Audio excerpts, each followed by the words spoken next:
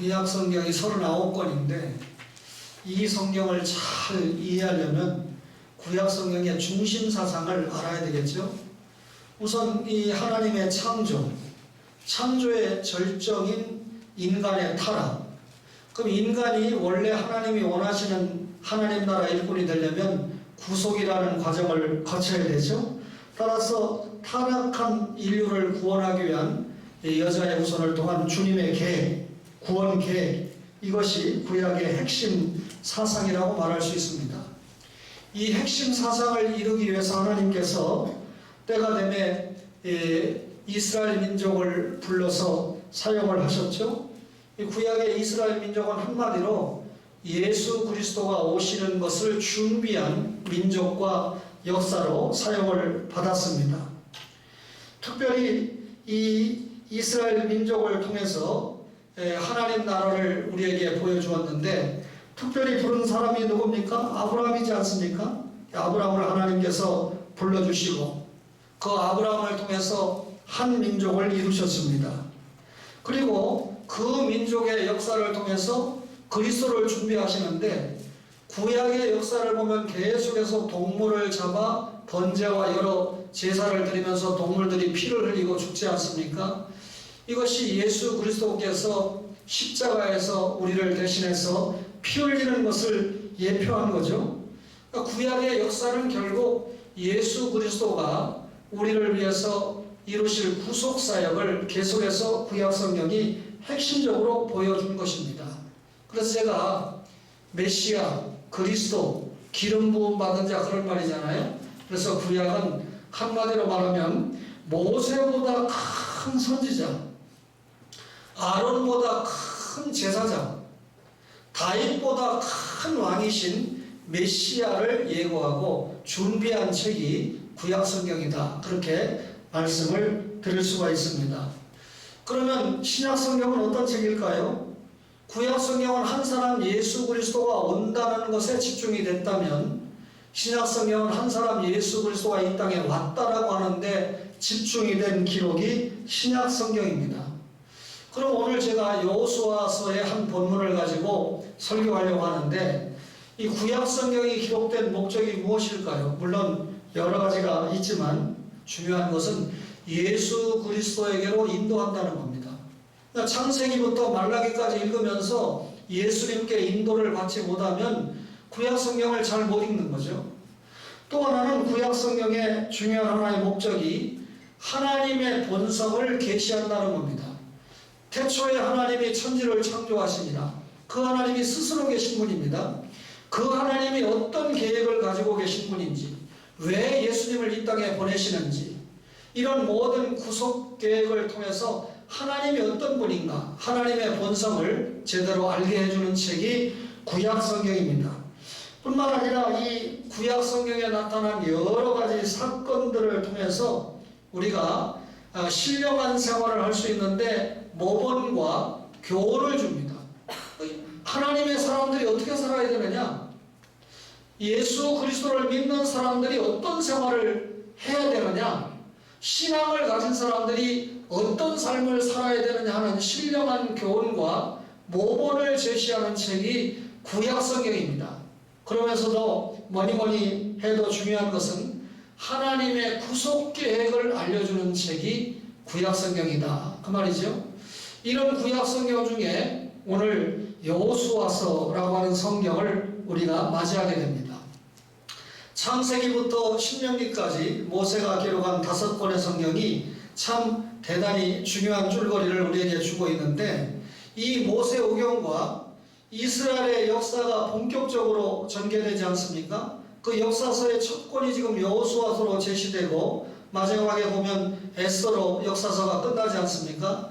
따라서 이 모세오경과 역사서를 연결하는데 중요한 교량의 역할을 하는 성경이 여호수아서라고 하는 성경입니다.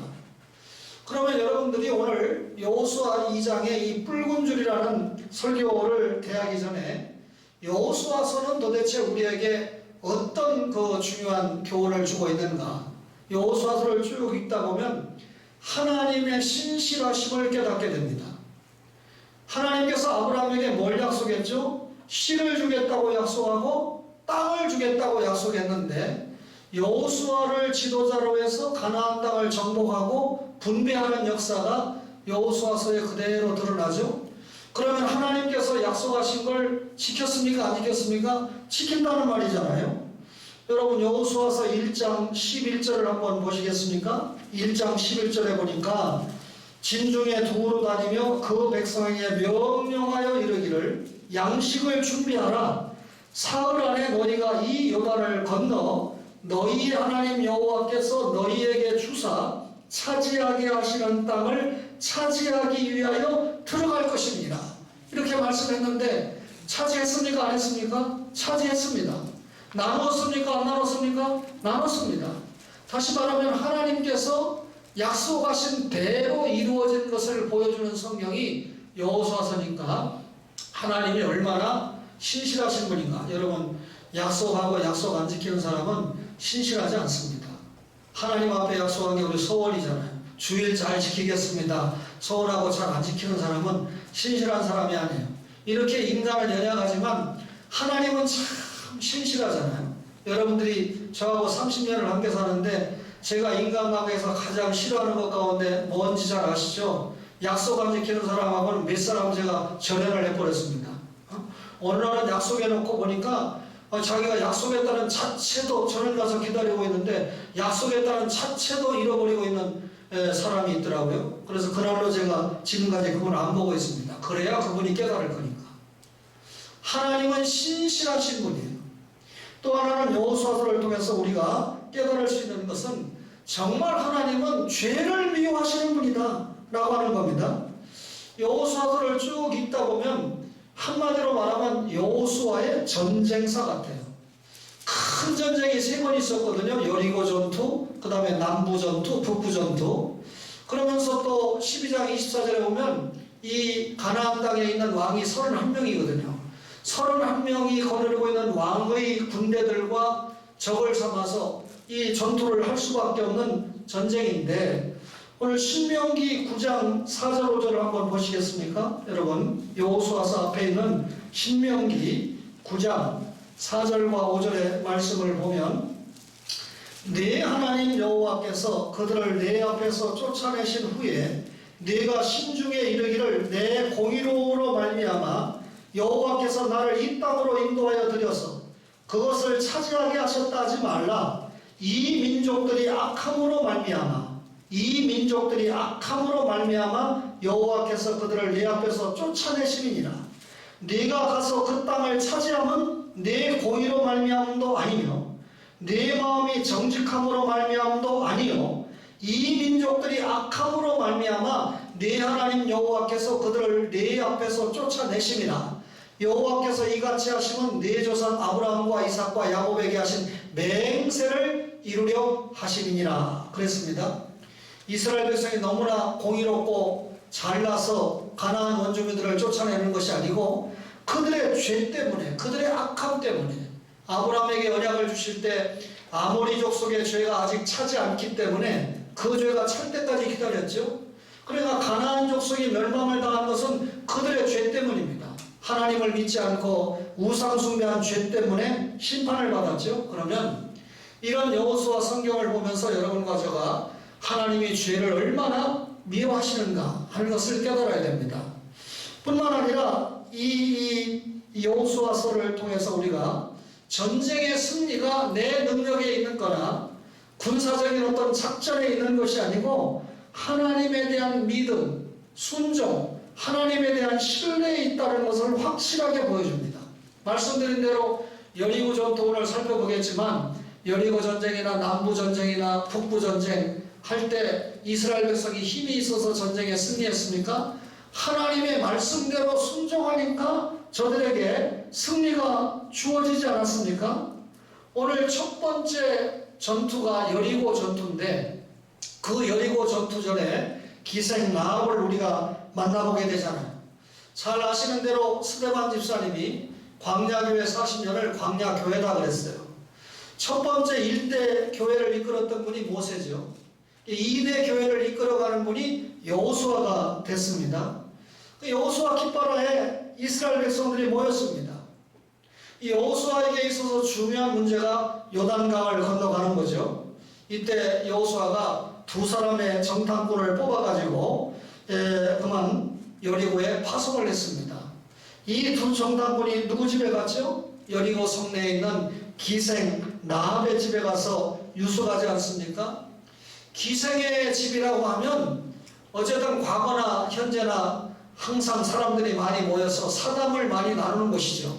근데 기생들 집에 가면 이 돌아가는 거민들의 민심이나 정치나 혹은 군사적인 동태 같은 것을 살필 수 있는 곳이 기생의 집입니다. 그런데 이 정탐꾼이 기생의 집에 왔다는 것을 여리고 왕이 알게 됐습니다. 그래서 이 여리고 왕이 사람을 보내서 라합에게 정탐꾼 끌어내라 이렇게 명령을 하게 되죠. 근데 라합이 자기 살기 위해서 정탐꾼을 끌어내는 것이 아니라 이미 두 정탐꾼을 숨겨버렸고 그리고 성 밖으로 빠져나갔다고 말하고 따돌렸습니다. 결국 두 정탐꾼이 누구 때문에 목숨을 건졌죠? 라합 때문에 목숨을 건지게 됩니다. 그런데 이 두 정탐꾼이 떠나면서 여리고가 정복되는 날, 여리고 정복되면 라합의 집도 정복되고 다 죽는 거 아닙니까? 너희 집에는 붉은 줄을 매라 이렇게 말을 하고 떠나는 거죠. 그러면 여러분과 제가 이 붉은 줄이 도대체 무엇을 의미하느냐? 붉은 줄은 한마디로 말하면 신앙 고백의 표입니다. 여호수아서 2장 4절에 보니까 그 여인이 그 두 사람을 이미 숨겼다고 했고 6절에 보니까 벌려놓은 3대에 숨겼다고 그랬어요. 그러니까 기생 라합이 두 정탐꾼을 숨겨주었습니다.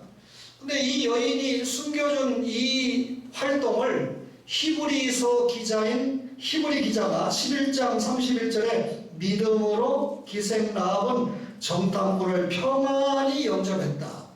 라합의 이런 행위를 믿음으로 한 행위다 라고 그렇게 평가를 했습니다. 그렇다면 지붕에 숨은 정탐꾼들에게 라합은 자신의 신앙을 이렇게 고백합니다. 여호와께서 여리고를 이스라엘에게 주셨다. 자기가 살고 있는 여리고 땅을 하나님께서 이스라엘 백성에게 주셨다. 이렇게 고백하면서 그 하나님께서 이스라엘 백성들을 출애굽시킨 것, 광야 여정, 그 다음에 아모리 족속을 정벌한 사건 이런 것을 보면서 너희들이 믿는 하나님의 능력이 얼마나 대단한지 우리 가나안 사람들에게 다 알려져 있는 바다 그런 말이죠. 나는 너희 하나님 알고 있다. 그러면서 이런 여호와 앞에서 라합 자신은 진노받을 죄인이다 라고 하는 사실을 고백을 했습니다. 보면 여호수아 2장 9절에 우리가 너희를 심히 두려워하고 이 땅 백성이 다 너희 앞에서 간담이 녹는다. 여호수아 2장 11절에 보니까 우리가 듣자 곧 마음이 녹았고 너희로 말미암아 사람이 정신을 잃었다. 전능하신 하나님께서 이스라엘을 애굽에서 이끌어내시고 또 홍해 앞바다에서 죽여가는 바로와 그 군대를 수장하시고 이런 모습을 통해서 하나님이 이스라엘을 구원했다라고 고백을 했습니다. 그리고 그 구원하신 하나님이 유일하신 하나님이다 라고 라합이 그렇게 고백을 한 것입니다. 그러면서 라합이 지금 부탁하는 요지가 뭡니까? 이런 하나님께서 너희들을 쓰셔서 여리고를 정복하게 될 때 우리가 다 정복을 당할 텐데 그 중에 뭐라고 얘기합니까? 여호수아 2장 14절에 나의 부모, 나의 남녀 형제 그들에게 속한 모든 사람을 살려주어서 우리 목숨을 좀 구해내 줘야 된다. 그렇게 두 정탐꾼에게 부탁을 합니다. 그때 두 정탐꾼이 내가 너희를 선대하였으니 너희도 내 아버지의 집을 선대하도록 여호와로 맹세하고 증표를 달라고 이 라합이 요구를 합니다. 그러니까 우리가 생명을 건질 수 있는 구원의 증표를 내달라. 그렇게 요구를 하고 있습니다. 지금 라합이 이런 요구를 하고 있는 이유는 무엇일까요? 하나님의 약속을 믿었다는 뜻입니다. 하나님의 불변하시는 그 약속을 믿고 있었기 때문에 그 불변하시는 하나님의 약속의 표, 구원의 표를 받고 싶었던 것입니다. 그러면 이런 라합의 행동에는 뭐가 깔려있죠? 신앙이 깔려있다는 겁니다. 그 신앙을 지금 두 정탐꾼에게 정확하게 고백하고 있다는 것이죠. 지금 여리고는요, 전쟁 앞에 성문이 굳게 닫혔습니다. 죽음의 침묵이 깔려오고 있습니다. 하나님을 도전하던 멸망성 여리고가 무너지기 직전입니다. 이때 기생 라합의 입에서는 신앙 고백이 불길처럼 타오르고 있는 거죠. 이런 그 신앙 고백을 하고 있는 라합에게 두 정탐꾼이 뭐라고 그럽니까? 붉은 줄을 창에 매달아라, 이렇게 말했습니다.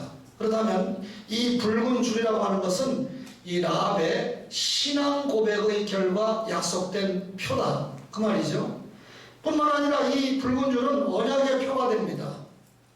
여호수아 2장 14절에 보니까 여호와께서 우리에게 이 땅을 주실 때에는 인자하고 진실하게 너를 대우하리라 그랬습니다. 여러분, 라합 그리고 정탐꾼이 이 라합에게 약속을 한 것이 단순하게 붉은 줄이겠습니까? 붉은 줄 자체가 무슨 효능이 있거나 그게 아니잖아요. 뭘 약속한 거죠? 붉은 줄을 통해서 약속한 실제적인 것은 하나님의 구원, 다시 말하면 이 땅에 하나님의 구원이 임할 때 이 정복당하는 여리고 사람들 중에서 너와 너의 가족들은 생명을 구원한다라고 하는 그 사인이 붉은 줄 아니겠습니까? 따라서 그 구원의 표시로 우리가 이 땅에 들어올 때 우리를 달아내린 창문에 이 붉은 줄을 메고 너희 가족들을 다 모아라, 그 붉은 줄이 있는 곳에 모아라, 그렇게 얘기한 거잖아요. 그러면서 이 붉은 줄에 매여 있는 집에 모인 가족들은 심판을 받지 않게 되는데 그 사실을 누설하지 말라, 그렇게 또 주밀하게 부탁을 했습니다. 정탐꾼들이 왜 이런 부탁까지 했을까요? 만약에 이런 부탁을 하지 않으면 이스라엘 군대가 쳐들어왔을 때 우선 붉은 줄이 매여 있지 않으면 라합의 집인지 아닌지 군대가 분간할 수가 없잖아요. 그러니까 붉은 줄이 매여 있어야 이 집은 멸망을 시키면 안 된다라고 생각할 거니까 붉은 줄을 매라고 했고, 그 붉은 줄을 맨 것이 그런 뜻이라고 하는 것을 누설해 버리면 여리고 왕이 이스라엘 군대가 들어오기도 전에 사람을 보내가지고 이 가족들을 처형할 것이 분명하기 때문에 기밀을 누설하지 말라. 다시 말하면 라합과 그의 가족들이 안전을 유지할 수 있도록 그렇게 당부를 하고 떠났던 것입니다. 생명적인 서약이 끝나자 정탐꾼들은 이 자기 집 창문에서 정탐꾼들을 라합이 달아서 안전하게 빠져나가도록 했습니다. 두 정탐꾼은 여리고성을 정탐하고 빠져나오게 됐죠. 그 순간에 라합은 약속대로 뭘 창문에 달았을까요? 붉은 줄을 달았습니다. 여러분, 붉은 줄을 달았다는 것은 이미 말씀드린 대로 하나의 형식입니다. 그 줄 자체가 무슨 능력이 있는 것이 아니잖아요. 그 줄은 약속의 줄이기 때문에 가치가 있습니다. 우리가 혹 십자가 반지를 차고 있다면 그 십자가 반지가 우리를 여러분을 구원하는 거 아니잖아요. 그 십자가 반지가 나는 예수 믿는 신자다 라고 하는 것을 고백하는 그런 사인의 표일 뿐이지, 이 십자가 반지를 하면 교통사고가 안 나고 십자가 반지를 안 하면 사고가 나고 그런 건 아니잖아요. 오늘 이 붉은 줄이 그런 형식을 지금 가지고 있습니다. 많은 사람들이 기생 라합의 집에 달려있는 붉은 줄을 봤을까요? 못 봤을까요? 눈이 있으니까 봤겠죠. 그런데 불신자들이 볼 때 저 붉은 줄이 무엇인가 전혀 이해를 못하는 거죠. 아무런 의미가 그들에게는 없었습니다. 이유는 하나님께서 불신자들에게 준 약속이 아니고 영생 얻기로 작정된 라합과 그에 속한 사람들에게 준 약속이기 때문에 그렇죠. 여러분, 가는 곳마다 교회 십자가가 있잖아요.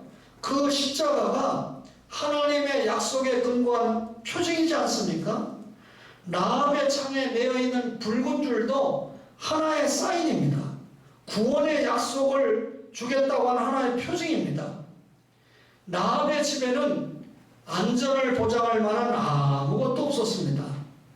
그의 집은 높은 성벽 위에 있었습니다. 그러니까 적군들이 쳐들어왔을 때 가장 잘 보이는 곳에 라합의 집이 있지 않았겠습니까? 그러니까 더 위험해요. 그런데 거기에 붉은 줄을 메어놨습니다. 신앙의 표고 언약의 표죠. 하나님께서 이스라엘 군대가 오게 됐을 때 이 붉은 줄이 메어있는 라합과 그의 가족들은 구원을 받게 된다라고 하는 약속의 표이지 않습니까? 그녀는 하나님 자녀들과 언약을 맺은 딸이 되었습니다. 다시 말하면 하나님의 구원의 약속이 구체적으로 그 가정에 있었다 그 말이죠. 아시는 것처럼 양강나팔 소리가 울렸습니다. 여리고성이 무너지게 되죠. 그 여리고성이 무너질 때 참 이해하기 힘든 일이 벌어지지 않습니까? 그 견고했던 여리고성이 무너지게 되는데 무슨 외부적인 공격에 의해서 무너진 게 아닙니다. 이스라엘 백성들이 하나님의 말씀에 순종하니까 그대로 무너지는데 성이 안에서 밖으로 무너졌습니다. 보통 외부에서 공격하면 그 벽이 외부에서 안으로 무너져야 원칙이지 않습니까?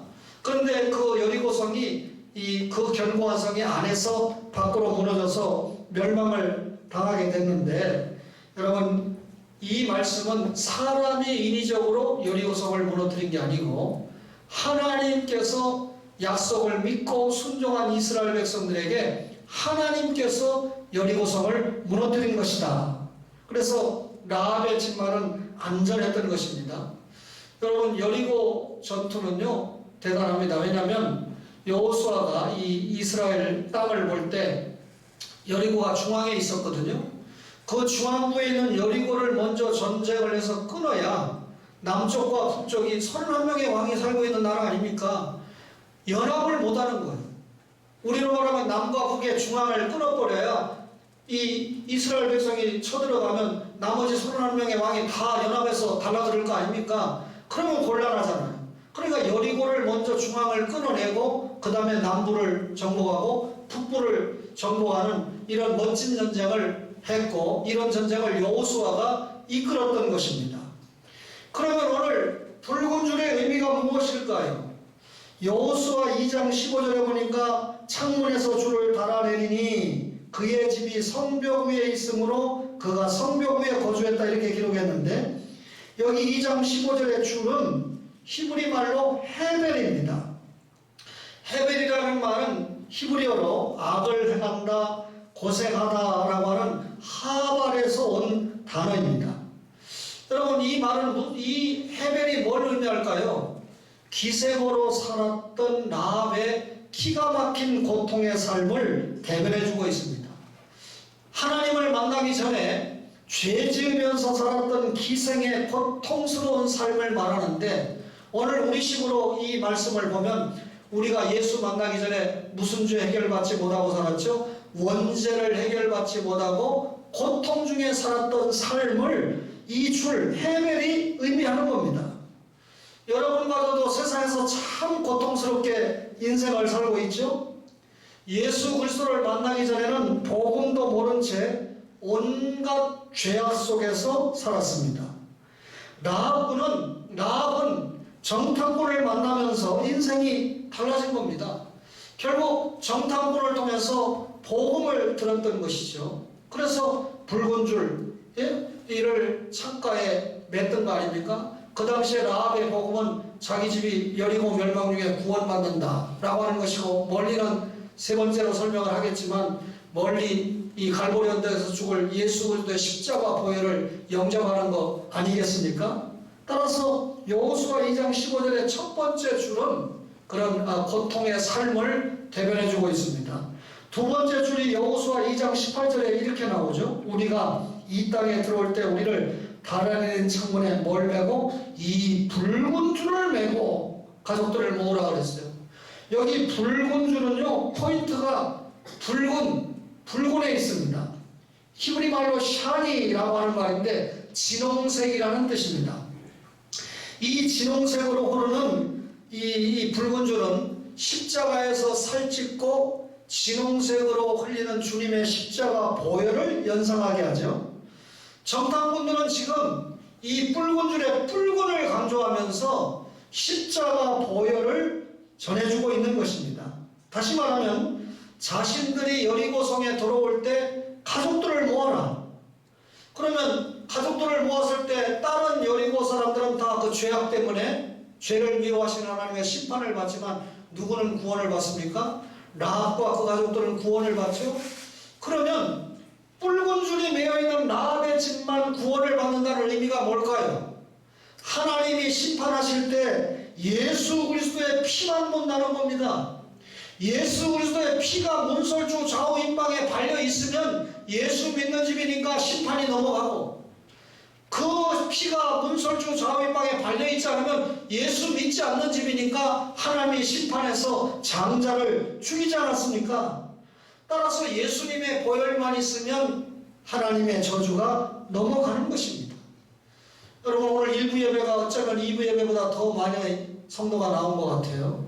코로나를 피해서 1부 예배를 왔는지 모르겠지만 저는 1부 예배와 2부 예배의 설교가 다릅니다. 그러니까 2부 예배 나오시는 분들도 일찍 오셔서 1부 예배 드리시고 차 한잔 하시고 2부 예배 드리면 두 번 하나님의 말씀을 들을 수 있게 되는데요. 여러분, 교회 나왔다고 다 구원받았을까요? 다시 말하지만 그 훌륭한 박병신 목사님도 자기 교인 가운데 30%가 구원받았을까? 이렇게 생각하고 은퇴하신 겁니다. 그죠? 부모가 믿으니까. 그죠?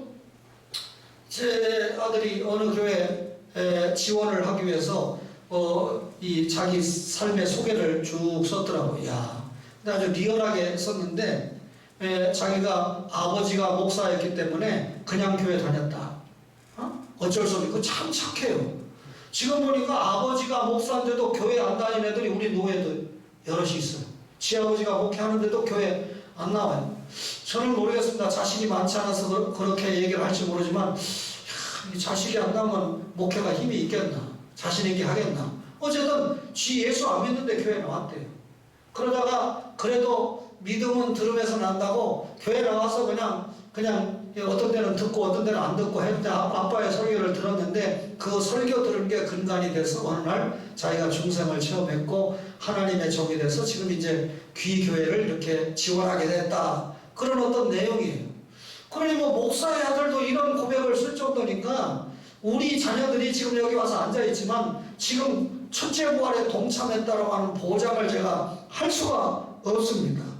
하나님이 보시는 건 십자가의 보혈입니다. 예수 그리스도의 피입니다. 따라서 교회 나와 있는 게 중요한 게 아니고 교회 나와서 더 중요한 것은 신구약 66권에 도도하게 흐르는 피의 복음을 믿고 구원받고 그 피의 복음에 근거한 생활을 보여주어야 구원받은 신자다. 그 말이죠.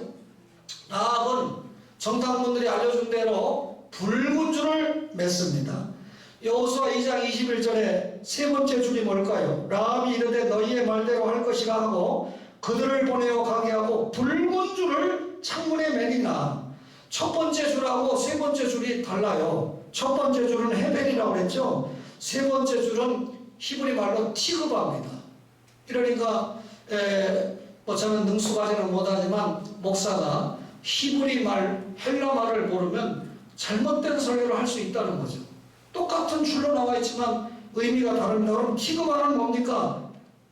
소망, 끈, 줄 이런 뜻입니다. 이 단어는 카바에서 왔는데 기다리다, 소망하다 이런 뜻입니다. 그러면 이 마지막 붉은 줄을 매놓고 라합이 누구를 간절히 기다린다는 뜻입니까? 여호수아를 간절히 기다린다는 뜻이에요. 여호수아, 예수와 예수거든요. 신약적으로 말하면 붉은 줄을 매놓고 예수님을 간절히 기다린다 그 말입니다. 하나님이 예수님의 십자가의 피를 믿는 사람에게는 어떻게 됩니까?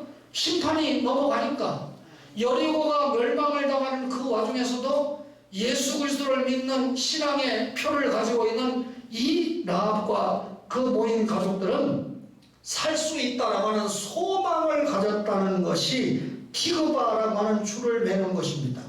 여호와께서 우리에게 이 땅을 주실 때는 인자하고 진실하게 너를 대우한다 라고 하는 언약을 확실하게 믿은 거죠.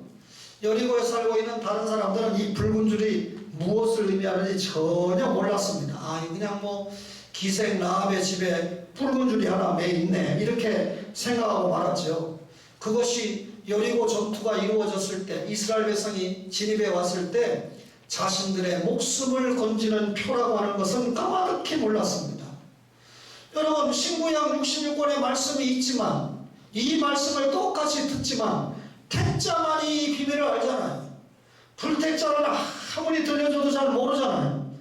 구원의 비밀을 알지 못하면, 가르쳐주지 않으면 결국 멸망받을 수밖에 없습니다. 여러분, 라합이 맺던 첫 번째 줄은 원죄 가운데 고통받았던 그런 것을 상징해서 이 신앙을 상징한다면, 두 번째 줄은 정탐꾼들에게 뿔근의 포커스가 있으니까 십자가 복음을 전수받았다는 것을 의미합니다. 첫 번째 줄은 라합이 신앙해서 원죄를 용서받았다는 걸 의미하면, 두 번째 줄은 십자가 복음을 전수받았고, 세 번째 줄은 마지막 날에 여러분 주님이 이 땅에 오신다라고 하는 것을 고대하면서 사는 것을 상징합니다. 그러면 여러분과 저가 붉은 줄, 우리 여러분 이미 원죄 용서받았죠? 갈보리 언덕에 십자가 복음을 믿고 있죠? 그러면 뭘 기다리고 있나요? 주님의 재림을 기다리면서 그의 합당한 삶을 지금 살고 있죠. 그의 합당한 삶이 뭡니까? 구원받았으니까 난 천국 간다, 될 대로 되라, 이게 아니고 구원받은 신자에게 요구하는 하나님 나라 일, 하나님 나라 일을 감당하면서 사는 것이 세 번째 줄 티그바의 의미가 된다, 그 말입니다. 그렇다면 오늘 이 붉은 줄을 통해서 구원 역사는 나 한 사람으로 시작된다는 걸 알게 됩니다. 붉은 줄에 얽힌 사연은 기생 라합의 개인적인 사연이죠. 이 설명을 듣지 않으면 아무도 알 수가 없는 사연이 담겨있는 줄입니다. 라합의 믿음으로 그 집과 그 가족들이 다 구원을 얻게 했죠. 라합 때문에 구원받은 거 아닙니까? 복음의 불씨가 한 사람으로부터 시작된다는 것이죠. 아브라함 한 사람이 하나님의 말씀을 듣고 갈대아우를 떠나면서, 여러분, 하나님께서 아브라함에게 언약을 세우지 않았습니까? 따라서 아브라함이 하나님 앞에 소명을 받고 전개한 구약의 복음 운동은 곧 선교 운동이었습니다. 아브라함을 통해서 수많은 사람들이 하나님 앞에 돌아오는 운동이죠. 오늘 결국 여리고 성이 무너질 때 라합을 통해서 수많은 사람들이 어떻게 됩니까? 결국 라합과 그 가족들이 선교 운동에 동참하게 된 거죠. 결국은 그 선교 운동, 복음 운동이 누구로부터 시작됐습니까? 라합으로부터 시작됐습니다. 그렇다면 이런 말씀을 통해서 단순히 성경 지식을 우리가 깨닫는 것이 아니라 우리에게 무슨 깨달음이 있어야 됩니까? 복음 선교는 누구부터? 나 한 사람으로부터 시작해야 된다는 사명의식을 가져야 됩니다. 우리가 복음 선교를 잘 하려고 하면 하나님과 나와의 관계가 먼저 잘 돼야 되죠. 하나님과의 관계가 잘 되지 않는 사람이 전도한들 오히려 역효과가 납니다.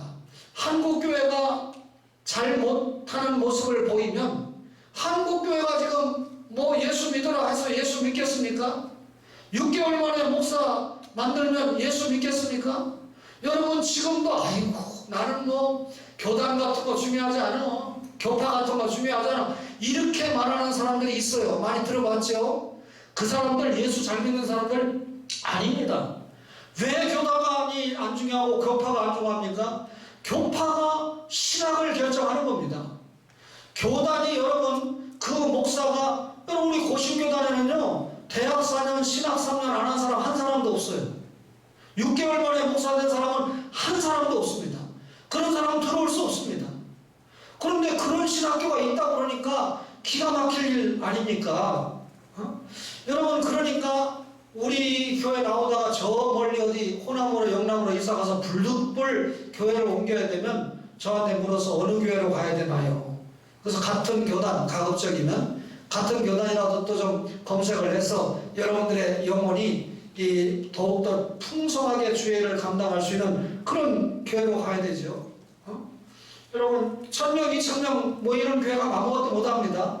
개척교회 가서 봉사할 수 있으면 더 좋다고 생각하지만 그렇다고 제가 무조건 또 개척교회를 추천할 수는 없습니다. 중요한 말씀을 여러분에게 드렸어요. 이런 말씀을 봐도 교파가 너무 중요하고 교단이 너무 중요합니다.